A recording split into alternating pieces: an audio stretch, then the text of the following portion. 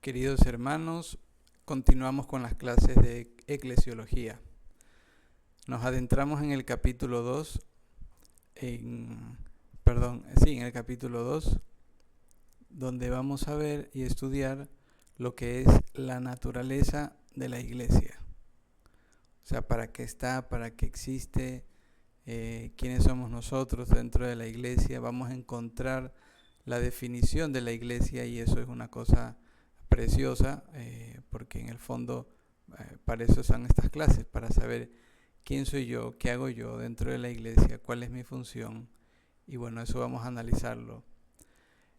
Primero, siempre, por lo general, vamos a encontrar en los documentos de la iglesia el misterio de la iglesia. Y esta palabrita misterio, en griego mysterion, hace referencia a qué. Ahí puse una imagen de una casa embrujada como una cosa misteriosa. No es una cosa misteriosa. No, misterio designa una realidad que trasciende a la institución visible y desborda las capacidades humanas de comprender o de decir. Esta palabra misterio, el misterio de la Eucaristía, los misterios de la fe, es una palabra que lo utilizaban desde los primeros padres para referirse a la iglesia y a los misterios de la vida de nuestro Señor Jesucristo. No es algo en cuanto misterioso, incomprensible, sino que va mucho más allá, que trasciende y obviamente que tiene esa capacidad de sorprendernos porque desborda nuestras capacidades humanas.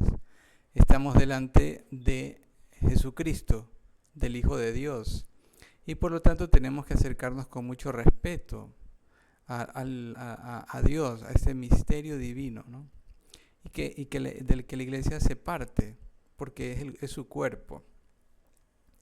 De lo contrario, si decimos que la iglesia no es un misterio en este sentido, si quisiera explicarse por sí sola, vería únicamente la reunión de gentes que cumplen ciertos preceptos, que piensan de forma parecida, como una especie de ONG, ¿no? Una organización de fieles.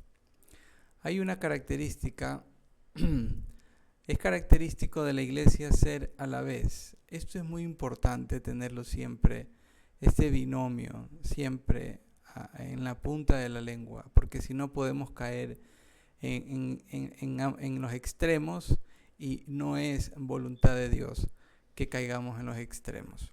¿A qué me refiero? Cuando hablamos de que el ser de la iglesia es a la vez humana y divina, entonces no podemos reducirla solamente a una institución humana, ni tampoco una cosa espiritual divina, sino que tiene estos dos componentes.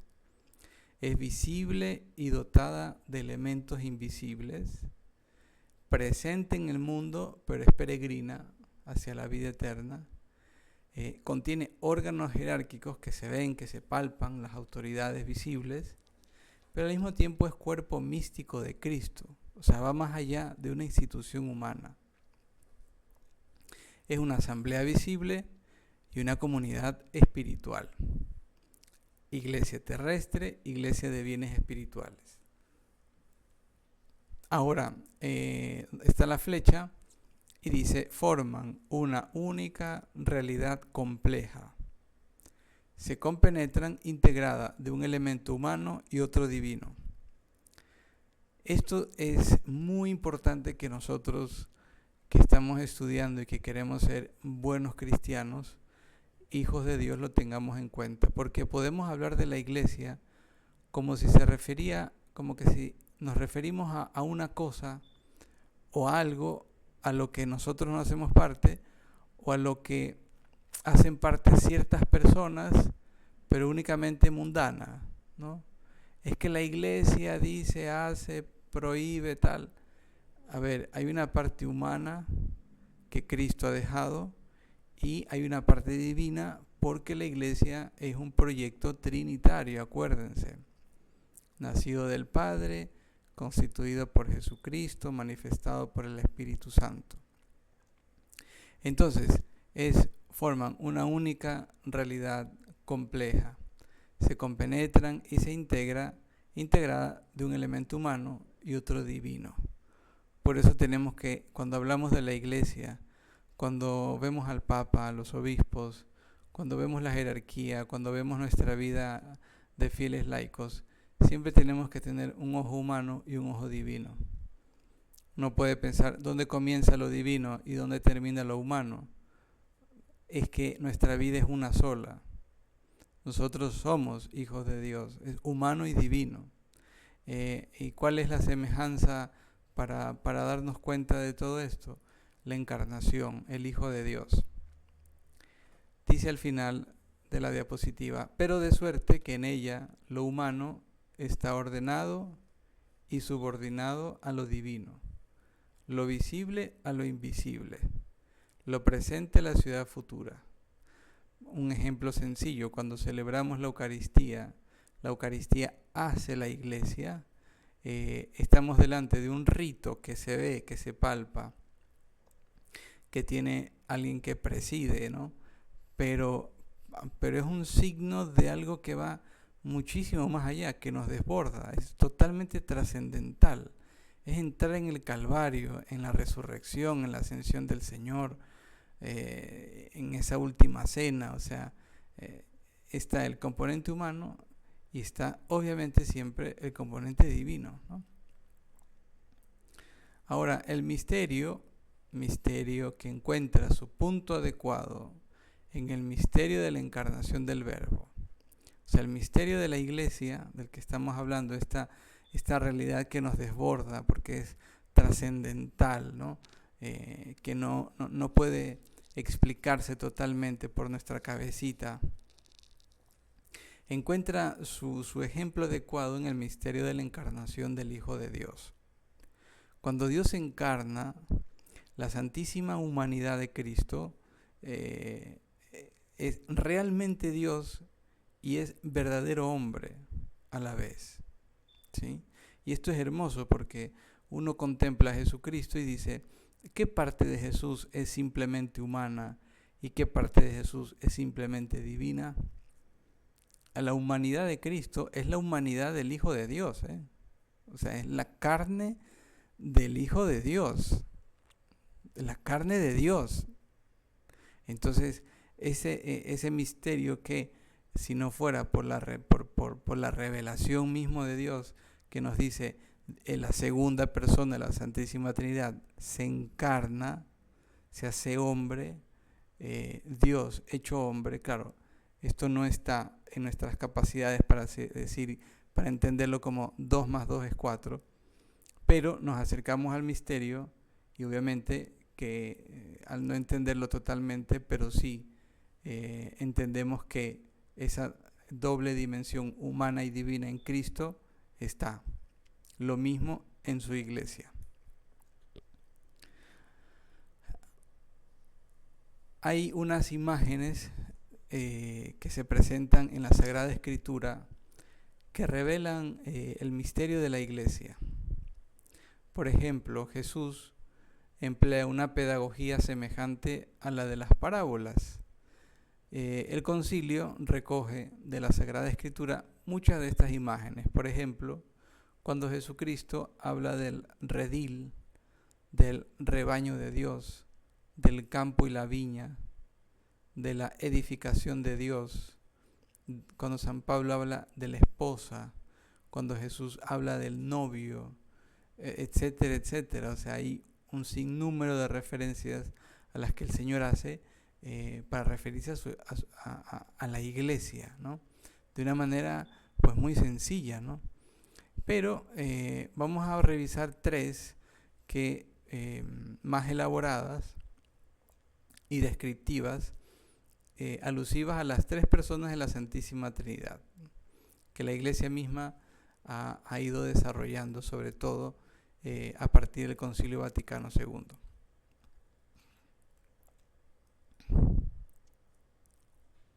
La iglesia es el pueblo de Dios.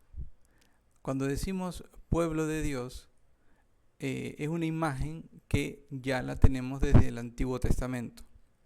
Esta imagen se remonta y enraiza en la elección de Israel, el antiguo pueblo de Dios, con quien pactó una alianza para constituirlo reino sacerdotal, nación santa. Es una cita de Primera de Pedro 2:9. Es una cita del Antiguo Testamento que Pedro la recoge. Y ahora sí que la hace, tiene toda su fuerza y todo el peso con el que se escribió en el Antiguo Testamento. Porque ahora sí se hace real el pueblo de Dios y el nuevo pueblo de Dios con el que pacta una nueva y eterna alianza. Ahora, el Concilio Vaticano II, cuando habla de este pueblo de Dios, habla de un pueblo sacerdotal. Ahora, en el Antiguo Testamento, habla siempre del pueblo de Dios como un reino sacerdotal, nación santa. ¿Qué quiere decir esto? Es muy sencillo. Nación santa, la palabra santo en hebreo quiere decir que es propiedad del Señor. No es una cosa como nosotros la entendemos en sentido moral, por decir así, e impecable. No.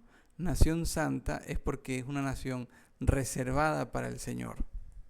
El pueblo de Israel es una nación que Dios le eligió y la reservó para Él, para manifestarse a través de la historia, a través de los acontecimientos y hacer una historia viva de relación con un pueblo, del que tenía la finalidad de que todos los pueblos de la tierra conozcan a través de la revelación de esta relación de Dios con un pueblo, se beneficien todas las naciones de la tierra, ¿sí? Todas las naciones de la tierra. Eso lo van anunciando los profetas. Pero esta nación santa quiere decir, es propiedad mía, es propiedad de Dios, ¿ya? Y reino sacerdotal. ¿Por qué? Porque era la nación que estaba destinada para hacer sacrificios agradables a Dios. El sacerdote, en este caso la nación sacerdotal, el reino sacerdotal, el sacerdote es aquel que ofrece al Señor un culto agradable, una ofrenda. Y Dios trata de que a través del pueblo de Israel se vayan purificando todas aquellas formas de ofrecimiento de sacrificios a Dios a lo largo de toda la historia de la humanidad, se vayan purificando y a la final el profeta Isaías va a comenzar a decir que finalmente el siervo de Dios, el Mesías, el que va a dar ese culto agradable al Señor. Entonces, y bueno, ustedes y yo más tarde vamos a ver, pero participamos de ese reino sacerdotal. El día del bautismo, el sacerdote sobre sus cabezas dijo, yo te consagro con el santo crisma sacerdote, para que ofrezcas tu vida. Y bueno, entonces ahora se entiende un poquito más el contexto en el Nuevo Testamento y lo que vamos a decir del Concilio Vaticano II. Un pueblo sacerdotal que ofrece sacrificios agradables de alabanza a Dios. Este pueblo sacerdotal que tiene por cabeza a Cristo. Un pueblo cuya ciudadanía nace del Espíritu Santo, da la dignidad y la libertad de los hijos de Dios. Esa es la ciudadanía, somos hijos. Tiene una ley, el nuevo mandamiento del amor. Tiene un fin, dilatar más y más el reino de Dios. Es instrumento de Cristo para la redención de todos los hombres, para la salvación de todos los hombres. Y es peregrina hasta la consumación del reino de Dios, hasta los últimos días. La iglesia existe por promesa del Señor y va a existir hasta el último día, hasta que el mundo se acabe, ¿no? Entonces, esta imagen de pueblo de Dios es una imagen muy visible, ¿no? Porque yo puedo imaginarme un pueblo de Dios. Entonces, resalta más algunos elementos visibles de la iglesia. Pueblo sacerdotal, Tiene por cabeza a Cristo, tiene una ciudadanía, una ley, un fin, es instrumento y es peregrina. Entonces esta es la primera imagen, pueblo de Dios, que ya en el Antiguo Testamento se la venía viviendo y diciendo siempre. Israel es el pueblo de Dios. Ahora Cristo ha fundado la iglesia, que es el nuevo pueblo de Dios. La segunda imagen es cuerpo místico de Cristo. Sin duda que esta imagen resalta más los elementos invisibles de la iglesia. Cuerpo místico de Cristo. Ya este cuerpo místico ya no es que lo vemos, ¿no? Pero es algo que está en las Escrituras. Por ejemplo, San Pablo dice: la comunión del cuerpo eucarístico de Cristo edifica la íntima comunión de todos los fieles en el cuerpo de Cristo, que es la iglesia. Esto dice el Concilio Vaticano II. Pero San Pablo siempre está hablando del cuerpo místico de Cristo, el cuerpo de Cristo, la iglesia, ¿no? Cuando hablamos del cuerpo místico de Cristo, se nos viene a la cabeza inmediatamente la Eucaristía, por ejemplo. Pero también estamos hablando de la iglesia. ¿En qué sentidos? La iglesia se reconoce como un organismo espiritual. No se reduce a la sola estructura visible, por ejemplo. Y eso es importante. Acordémonos, el ser de la iglesia tiene estos dos componentes, humano y divino. ¿Sí? Es un organismo jerárquico, pero también es un organismo espiritual, cuya alma, ¿quién es? El Espíritu Santo. Es el alma de la iglesia. Alentado por un alma, el Espíritu Santo, dirigido por su cabeza, que es Cristo. El bautismo y la Eucaristía se convierten en la puerta de entrada y fortalecimiento de los miembros dentro de la iglesia. Cada uno con su función. El cuerpo crece armónicamente. Bueno, es un cuerpo místico de Cristo, es una realidad espiritual que trasciende nuestras capacidades de entender, pero que es real. Digo esto porque han pasado 2000 años, la iglesia existe y seguirá existiendo. Si fuera una cosa meramente humana, habría dejado de existir con la primera destrucción de Roma cuando cayó en el año 70. Y luego los musulmanes y luego un montón de conquistas y de guerras y todo. No, porque la iglesia es este cuerpo, este organismo espiritual sostenido por el Espíritu Santo en Cristo, que tenemos el bautismo y la Eucaristía como entrada y fortalecimiento. Y por último tenemos la tercera imagen, que es templo del Espíritu Santo. La iglesia es el templo del Espíritu Santo. En 1 Corintios 3:16 dice: ¿no sabéis que sois templo de Dios y que el Espíritu de Dios habita en vosotros? La presencia de la tercera persona de la Santísima Trinidad como principio vital, aglutinador, santificante del pueblo de Dios y cuerpo místico de Cristo. La iglesia se reconoce el hogar familiar de la Trinidad, o sea, el templo del Espíritu Santo. El Espíritu Santo es el amor con el que Dios Padre se dona a su Hijo y con el que el Hijo se redona a su Padre, ¿no? Es un amor que los vincula a los dos eternamente y que es personal, ¿no? El hogar familiar de la Trinidad alberga la fe y la esperanza de los cristianos, da culto y servicio a Dios. Entonces, el templo del Espíritu Santo, donde el Espíritu Santo se mueve. La iglesia como ese lugar donde el Espíritu Santo, no solo nosotros en los que se mueve el Espíritu Santo, en los que habita, sino la iglesia, ¿no? Ahora, hay una palabra que es clave y es la más apropiada que la iglesia posee sobre sí misma. Esto es fundamental. ¿Por qué? Porque comenzamos a adentrarnos aquí ya más profundamente en la definición de la iglesia, en lo que eres tú y lo que soy yo dentro de la iglesia. Y esta palabra clave es la comunión. Comunión significa común unión, comunidad, común unidad, mutua interioridad entre los miembros, todo lo cual implica diversidad y complementariedad. Entonces, hay una dimensión horizontal de esta comunión, que es entre los hombres, y hay una dimensión vertical de esta comunión, que es de los hombres con Dios. Ahora, cito, en su realidad invisible, es comunión de cada hombre con el Padre por Cristo en el Espíritu Santo, y con los demás hombres copartícipes de la naturaleza divina, de la pasión de Cristo, de la misma fe, del mismo Espíritu. En la Iglesia, sobre la tierra, existe una íntima relación entre esta comunión invisible y la comunión visible en la doctrina de los apóstoles, en los sacramentos y en el orden jerárquico.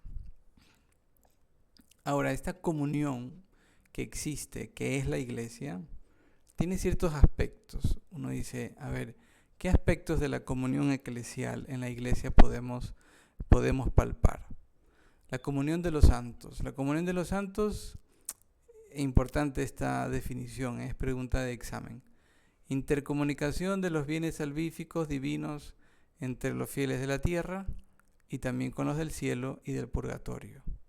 Cuando hablamos de la comunión de los santos, no estamos hablando solo de la comunión que existe entre los santos en la vida eterna, no.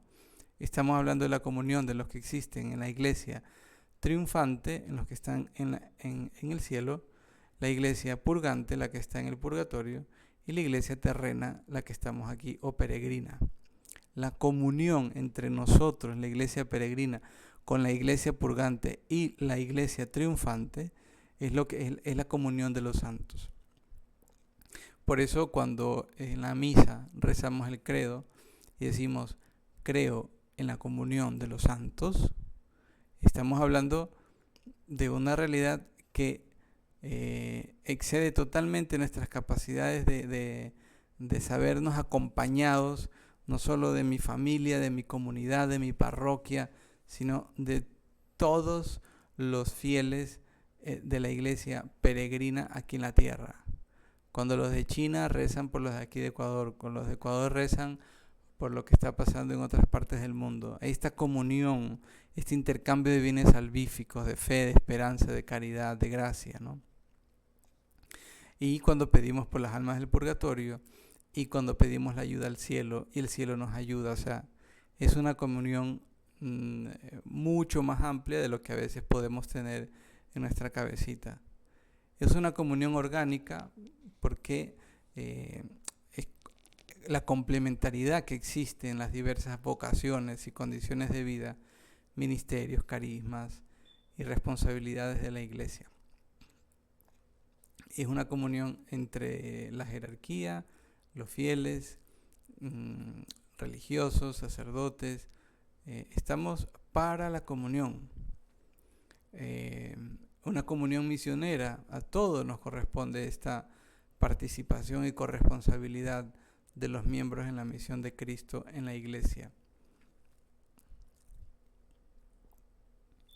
La iglesia, sacramento de comunión. Si quisiéramos ya anticipar una definición de iglesia, tendríamos que decir que la iglesia es sacramento de comunión. ¿Sí? Podríamos llamarla la definición más corta de iglesia. Vamos a explicarla, aunque ya no nos queda mucho tiempo, pero la iglesia es sacramento de comunión. ¿Por qué he elegido esta imagen que está ahí? Porque expresa de alguna manera, de una forma hermosa en el Evangelio, lo que es la iglesia.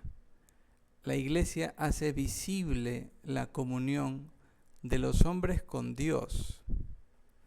Ahora, ¿qué hay en esa imagen? Acuérdense el episodio en que estos amigos llevan a su amigo paralítico y al no poder ingresarlo por la puerta por la cantidad de gente, se tiran por el techo, abren el techo y bajan a su amigo por la camilla. El Señor dice, viendo la fe de sus amigos, le dice al paralítico,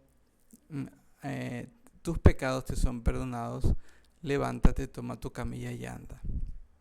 Ahora, ¿quiénes son esa comunión, esos que hacen posible ese encuentro entre el paralítico y Jesucristo, estos amigos. Ahora, ellos actuaron como lo que la iglesia es, la comunión de los hombres con Dios. Estos amigos acercaron a este paralítico a la presencia de Jesucristo. Fueron signo e instrumento para que este hombre se encontrara con Jesucristo, para llegar a la plena comunión con Él, para llegar a encontrarlo, para llegar a unirse a Él. ¿Ya? Por eso elegí esta imagen.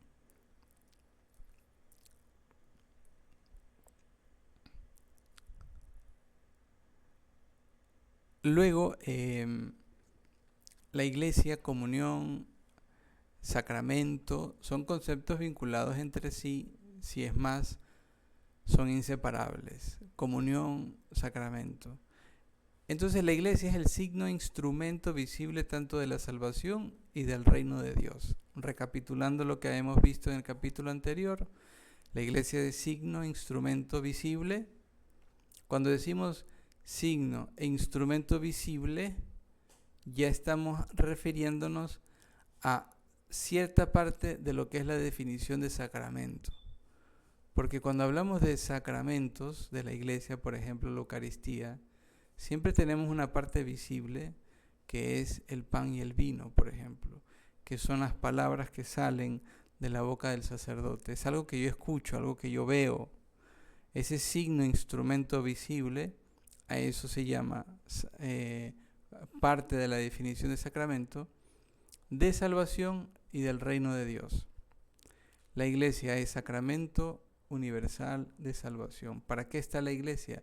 Para ser signo e instrumento visible, universal de salvación. ¿Para qué existes tú?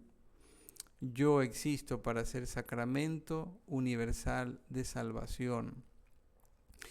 ¿Para qué existes tú, laico? ¿Para qué existo yo, sacerdote? Para ser ese signo e instrumento visible de la salvación de las almas. Es signo e instrumento del reino de Dios. Y aquí aparece finalmente la definición de iglesia.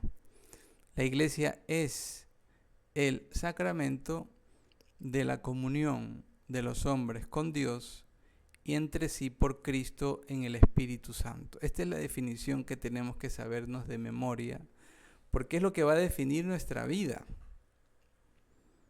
La iglesia es el sacramento de la comunión de los hombres con Dios y entre sí por Cristo en el Espíritu Santo. En la siguiente clase voy a explicar cada parte de la definición de la iglesia, pero es hermosísimo, no es evidente, pero cuanto mejor entendemos la definición de la iglesia, cuanto mejor entiendo quién soy yo dentro de ella. Porque la iglesia somos tú y yo, somos parte de ella. Entonces los dejo con esta inquietud para que la próxima clase podamos revisar con más plenitud esta definición y podamos sacar unas ideas mucho más claras sobre quién eres tú y quién soy yo dentro de la iglesia. La iglesia es el sacramento de la comunión de los hombres con Dios y entre sí por Cristo en el Espíritu Santo. Nos vemos a la próxima. Dios les bendiga.